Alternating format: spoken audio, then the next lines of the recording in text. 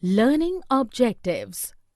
After completing this digital module, learners will be able to understand about various economic systems of India. Learn how after attaining independence, the statesmen of the country chose the mixed system of economy in the country.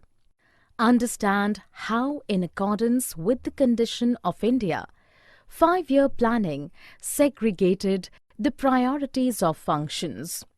Understand how during 4th 5-year plan in agriculture, the Green Revolution was conceptualized. Understand how self-reliance was achieved through the increase of crops yielding in agriculture through the aid of Green Revolution.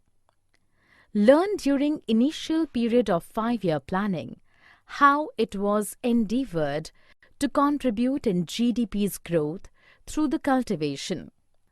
Learn how heavy metal and engineering industries got the preference during initial 5-year planning, which was directly related with nation building. Learn in which ways the land reforms have been conducted under the effective guidance and overview of the governments during the planning period. Learn how through various industrial policy resolutions the interests of domestic players were assured from the severity of global competition. Understand the objectives and reasons behind the emergence of new economic policy in India during 1991.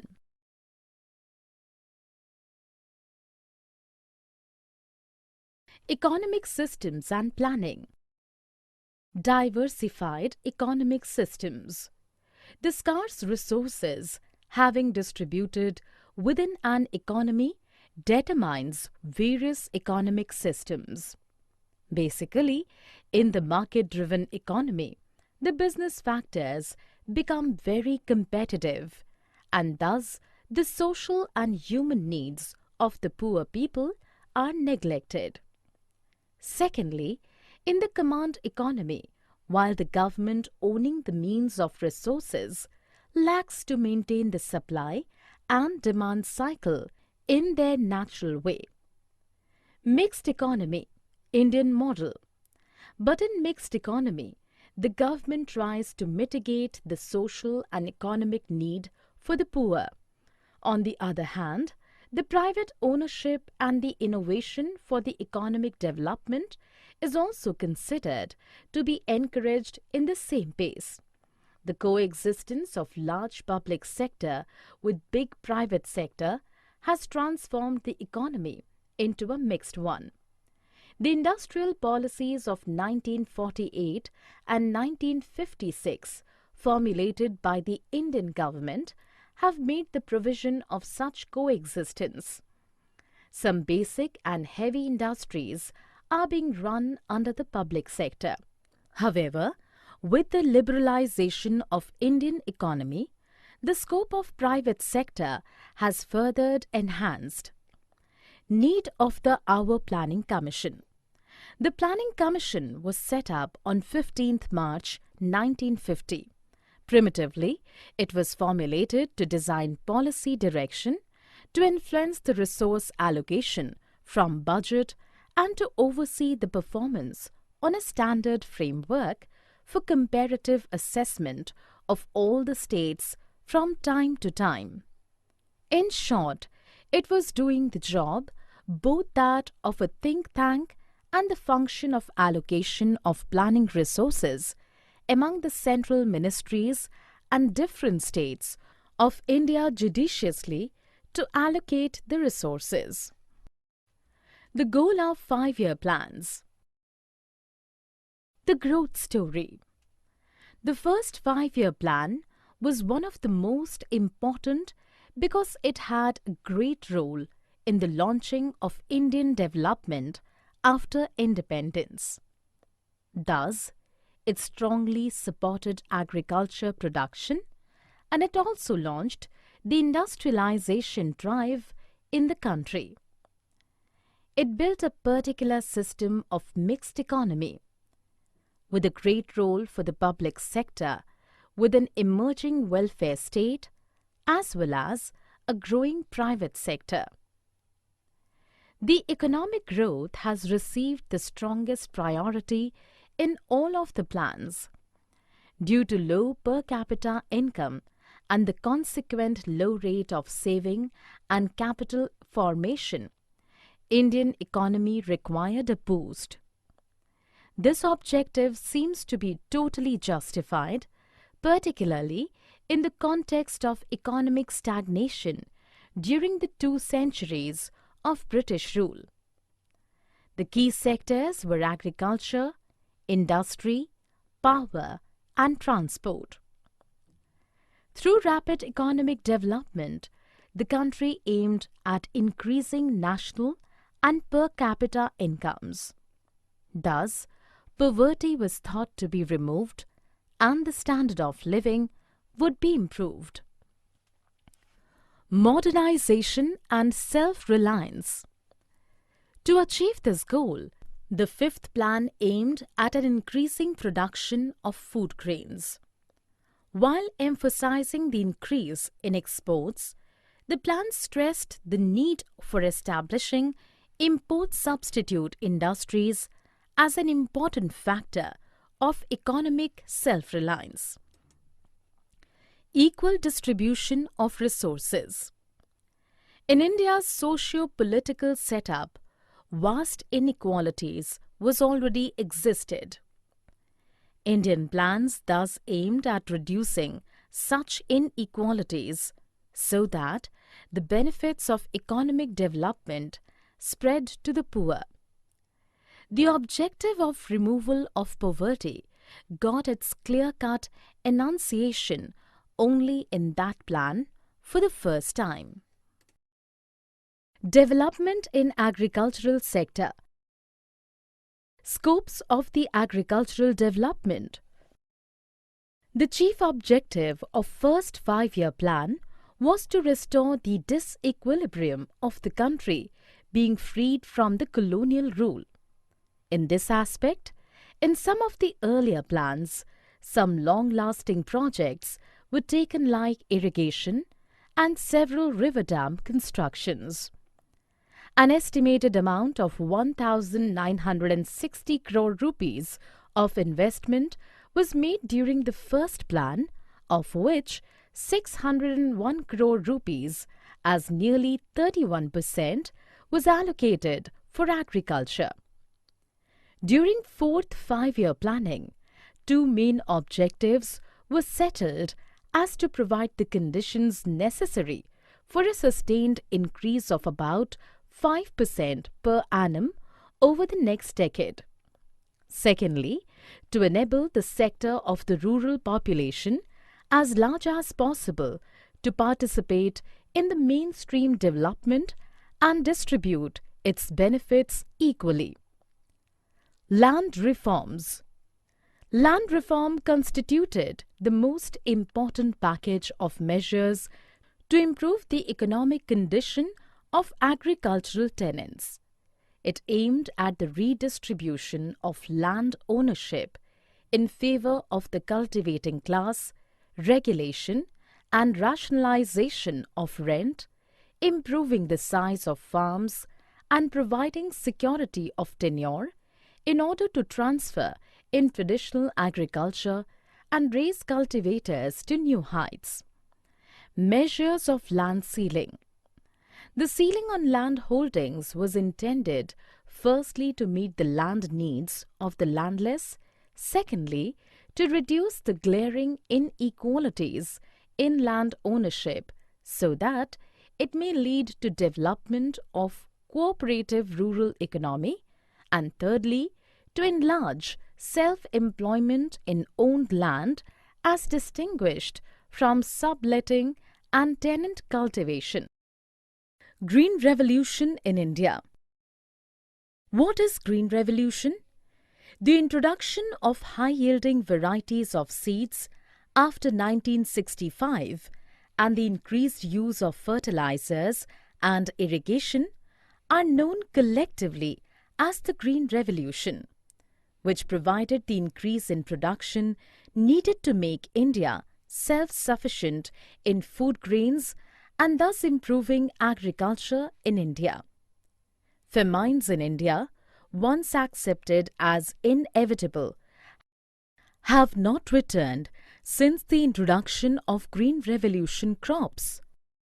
The term as coined not so being specific to India, but in occasion it had been most successful in the country.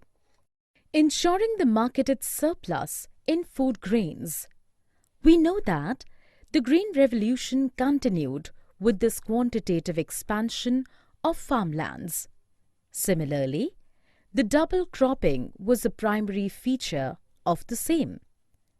By the aid of intensive irrigation, 2-crop seasons in large and small farms were happened successfully. Dams were built to arrest large volumes of natural monsoon water, which were earlier being wasted. Simple irrigation techniques were also adopted. This envisaged the way of marketable and marketed surplus of food grains within a brief duration. The portion of agricultural produce being sold in the market by the farmers is usually called marketed surplus. In consequence of selling a good portion of crops in the market, the price of food grains declined relative to other items of consumption. Intervention of technology in Green Revolution in India. It is evident that the research and development of new agricultural technology underpinned the Green Revolution. With the advent of modern tools of biotechnology, it has become possible to address the challenges of agriculture like climate change and others which have been difficult to overcome by the conventional methods. Industry and trade. Industrial development in different planning methods.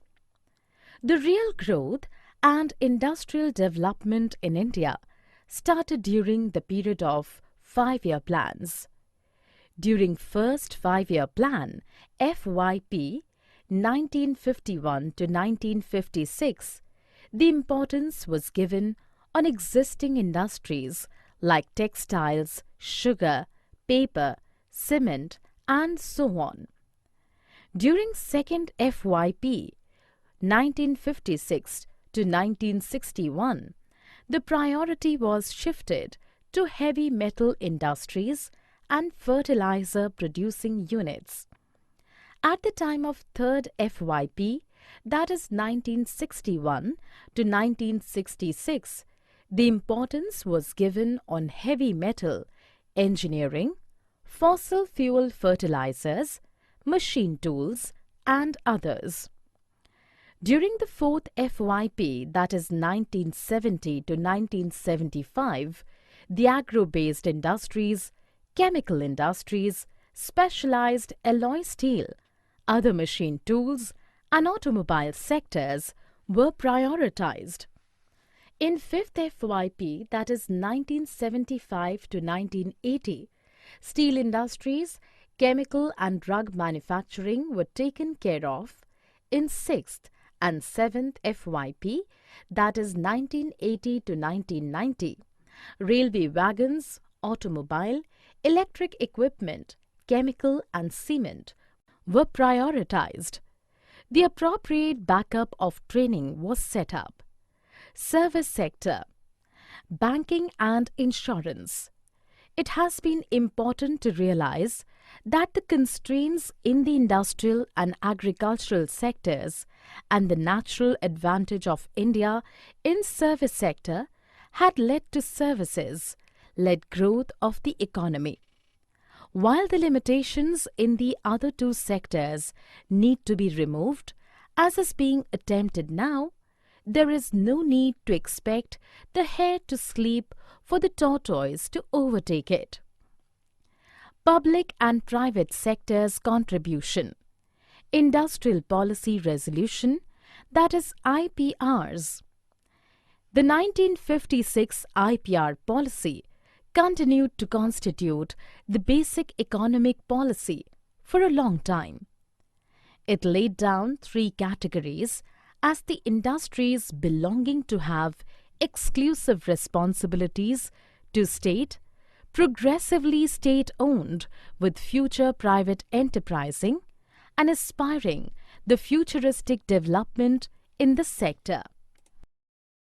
Trade policy and import substitution industrialization. What is import substitution industrialization? Import substitution industrialization generally refers to policy that eliminates the import of the commodities and allows for the production in the domestic market. The objective of this policy is to bring about structural changes in the economy. The policy of import substitution is achieved through discrimination of capital goods against consumer goods by tariffs, quotas, exchange control barriers, exchange rate policies, and fiscal and credit policies. For an example, in India, the tariffs on crude oil and naphtha are negligible, while there is a duty of about 300% on most of the synthetic fibers. The duty on basic intermediates for producing these products varying between 100% to 200%. Furthermore, the imports of synthetic fabrics is totally banned. The imports of most of the petrochemical intermediate were restricted until now. However, the recent policy in India has relaxed the restrictions in some cases. The License Raj in India. This refers to the period between 1947 and 1990, when the economy was centrally planned. Apparently, it needed approval from 80 agencies before a license to produce something could be obtained. A strict regime of regulation and governmental control on production and its various modes was prevalent during this time. Emergence of new economic policy in 1991. The thrust of the new economic policy has been towards creating a more competitive environment in the economy as a means to improving the productivity and efficiency of the system. This was to be achieved by removing the barriers to entry and the restrictions on the growth of firms. Summary. Let us summarize what we have learned. Among various economic systems, India had chosen the mixed economy, where private and public sector enterprises were categorized side by side. Through 5-year planning period, we have seen two types of planning, as basic plans and long-term perspective plans. Through the invention of high-yielding varieties of seeds, green revolution paced in the sector of agriculture in the country. By the aid of green revolution, the country got the phase of self-reliance on the production of food grains. The heavy metal industries, mining aiding engineering industries, and chemical products changed the scenario of industrial domain of the country during planning period. Through land reforms and the measures of land ceilings, government took the necessary steps to revive the conditions of small-scale farmers and agricultural landless laborers. Through various industrial policy resolutions, governments overviewed the import and export policies of the country, in accordance with the developing domestic players inside the country. New economic policy in 1991 brought the essence of private ownership and fewer regulations in the functions of government in policy making.